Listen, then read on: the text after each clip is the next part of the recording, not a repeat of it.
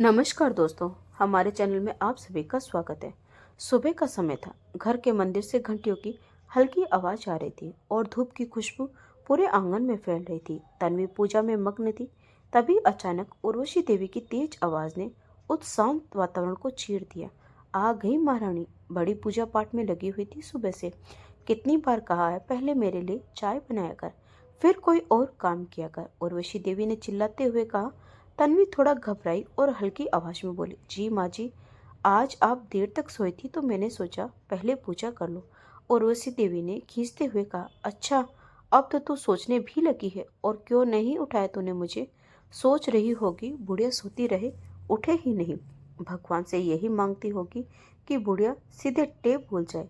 तन्वी घबराते घबराते बोली, भगवान के लिए ऐसा मत कहिए माँ जी, मैं क्यों सोचूंगी ऐसा? आपको तो मेरी भी उम्र लग जाए।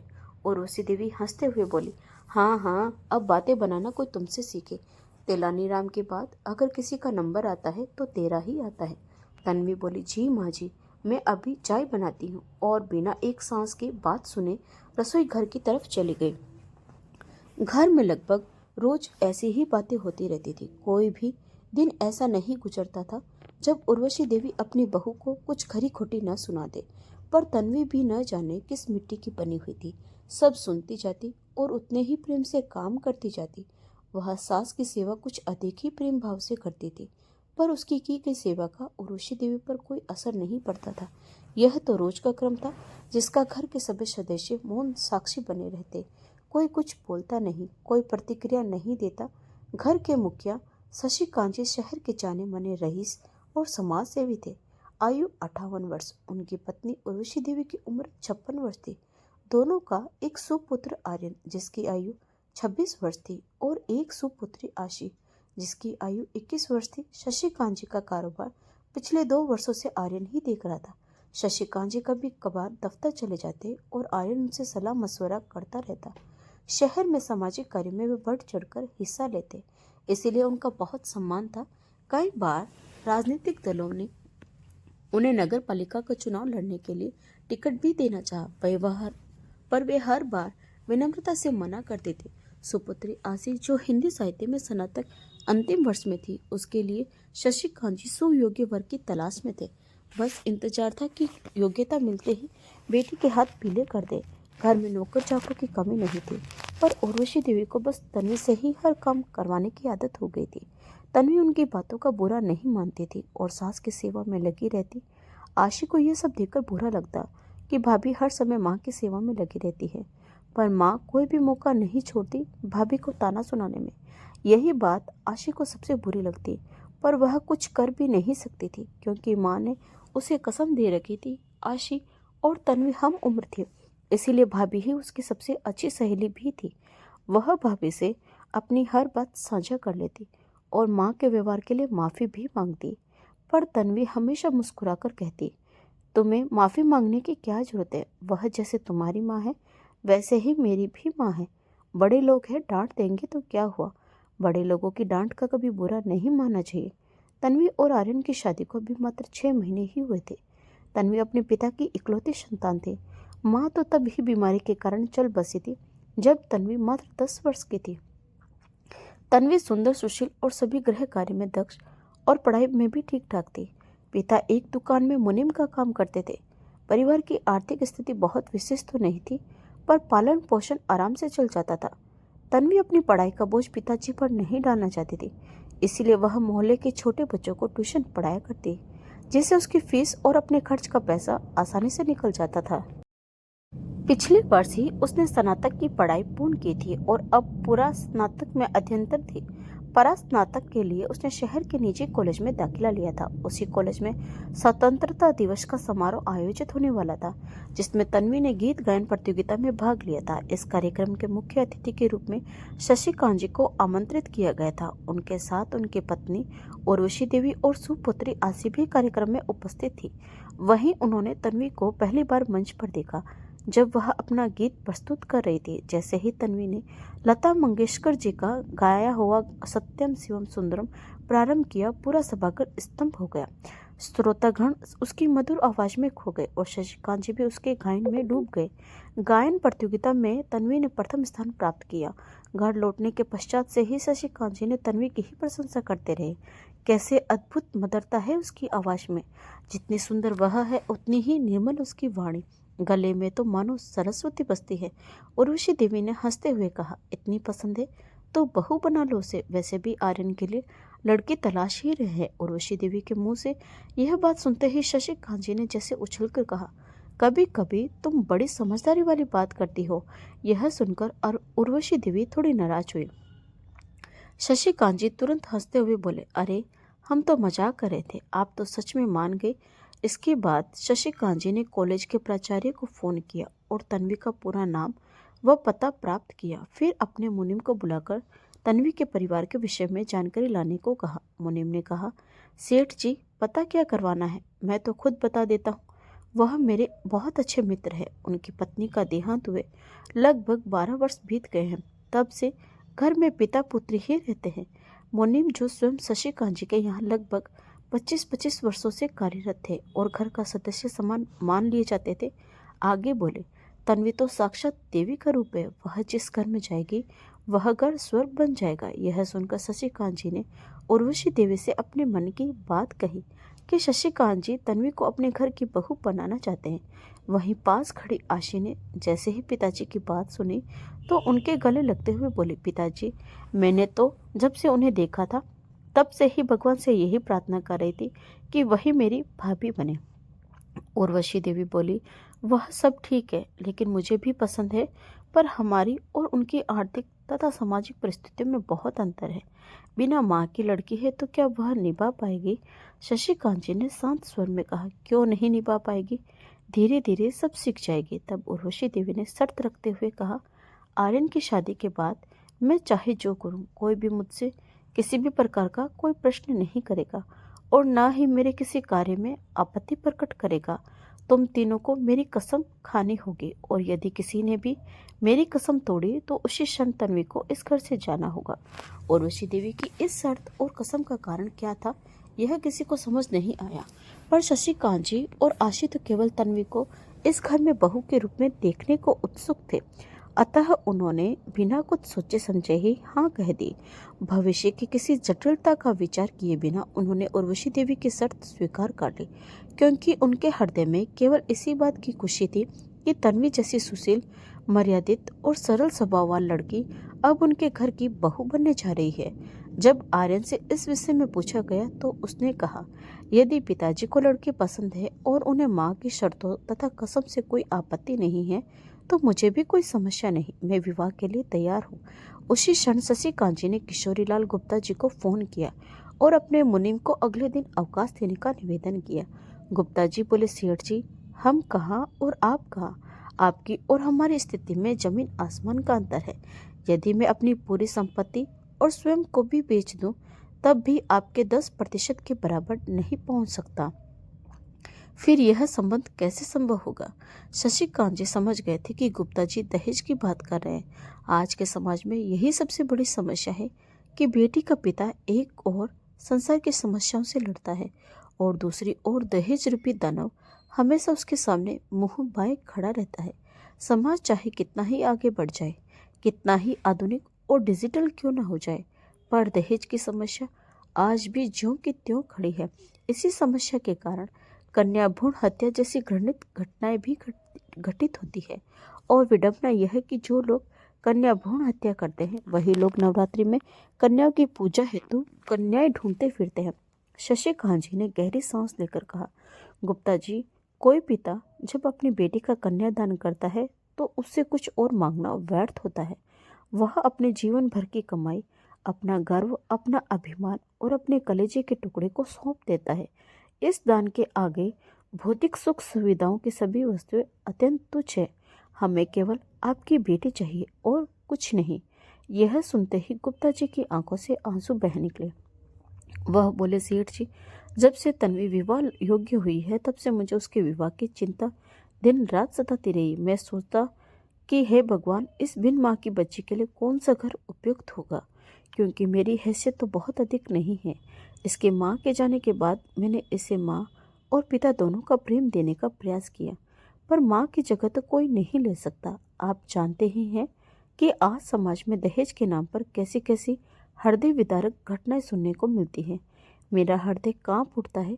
यदि हर बेटी का पिता आपकी ही तरह सोचने लगे तो बेटियां कभी भी परिवार पर बोझ नहीं समझी जाएगी। हर घर उन्हें सिर का ताज मानने लगेगा। गुप्ता जी की बात सुनकर शशिकांत जी ने कहा, आप तनिक भी चिंता न करें।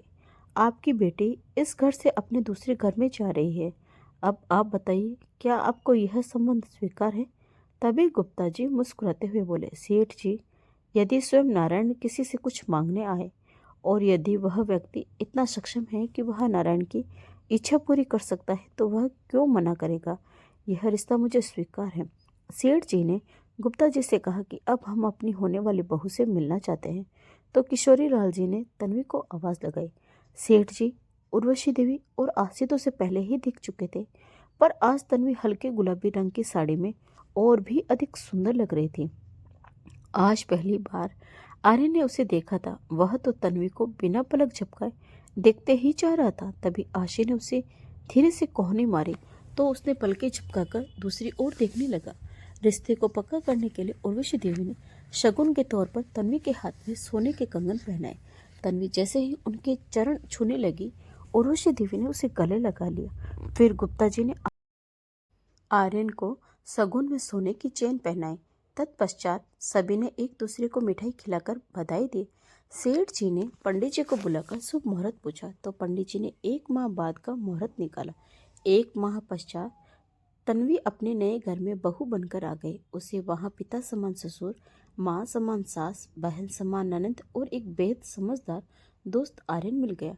विवाह के पश्चात आर्यन ने मुस्कुराते हुए कहा, हम पति पत्नी का रिश्ता बाद में निभाएंगे, पहले मैं तुम्हारे दोस्त बनना चाहता हूँ।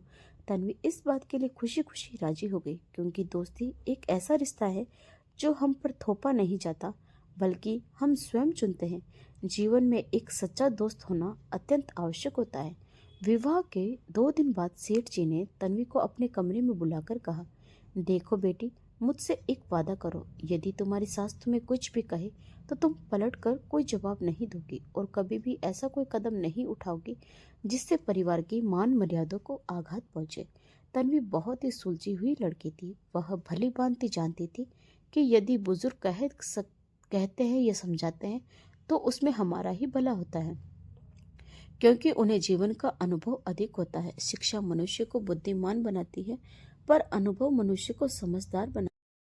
इसीलिए तन्वी ने कहा, पिताजी, आप मुझसे यह वचन न भी ले तो भी मैं माँ जी का सदैव सम्मान करूंगी, पर आपकी संतुष्टि के लिए मैं आपको वचन देती हूँ कि कुछ भी हो जाए मैं माँ जी से कभी ऊंचे स्वर में बात नहीं करूंगी और सदैव इस घर की मान मर्यादा तथा आपके मान सम्मान को बनाए रखूंगी। कुछ क्षण रुककर तन्वी ने कहा, पिताजी, बचपन में ही मेरी माँ मुझे छोड़कर चली गई थी। अब इतने वर्षों बाद भगवान ने मुझे माँ से फिर मिला दिया है, तो उन्हें दुख पहुंचाने का तो मैं सपने में भी नहीं सोच सकती।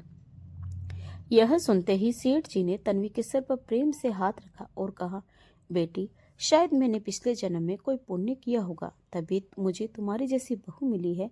सदैव खुश रहो। तन्वी ने नम्रता से कहा, पिताजी, मुझे पिछले जन्म का तो पता नहीं, पर इतना अवश्य कह सकती हूँ कि बचपन से ही भगवान की पूजा की है और उनसे कभी कुछ नहीं मांगा। शायद उसी पूजा का फल मुझे इस परिवार के रूप में मिला है। आप सबने मुझे अपनी बहू के रूप में स्वीकार किया, यह मेरा सौभाग्य है। मुझे आपके जैसे धर्मात्मा की सेवा करने का अवसर मिला, यही मेरे लिए बहुत है। सेठ जी ने तन्वी की बात सुनकर मुस्कुराए और बोले, अब जाओ अपना काम करो और मेरे लिए चाय भिजवा देना। तन्वी ने कहा, जी पिताजी, अभी भिजवाती हूँ। यह कहकर वह कमरे से निकल गई। विवाह को 1 सप्ताह बीत गया। सभी मेहमान अपने अपने घर लौट चुके थे। अब घर में केवल परिवार के सदस्य और नौकर ही रह गए थे। उर्वशी देवी ने अब हर एक काम के लिए तन्वी को ही पुकारती और यदि तन्वी को आने में थोड़ी भी देर हो जाती तो उसे बहुत सुनाती। यह सब देखकर घर के सदस्य कुछ कह नहीं पाते, क्योंकि उन्हें उर्वशी देवी की रखी हुई शर्त और कसम याद आ जाती थी। एक दिन सेठ जी की बहन जो उसी शहर में रहती थी, उनके घर सत्यनारायण भगवान की कथा रखी गई थी। उन्होंने आशी, आर्यन और तन्वी को एक दिन पहले ही बुला लिया था, इसीलिए वे तीनों चले गए थे। अगले दिन जब सेठ जी तैयार होकर जाने लगे तो उर्वशी देवी ने कहा, आप चलिए, मुझे मंदिर जाना है, उसके बाद मैं सीधा वहां आ जाऊंगी। शर्त के कारण सेठ जी ने कोई प्रश्न नहीं पूछा और चले गए। अब सेठ जी कभी कभी बहुत पछताते हैं कि उन्होंने बिना विचार किए ही कसम ले ली, पर जब भी वह तन्वी को देखते तो उन्हें अपनी गलती पर कभी पछतावा नहीं होता था। लगभग 4 घंटे बाद उर्वशी देवी भी ननद के घर पहुंची। कथा के समापन के बाद प्रसाद ग्रहण करके सभी लोग अपने अपने घर की ओर चले गए।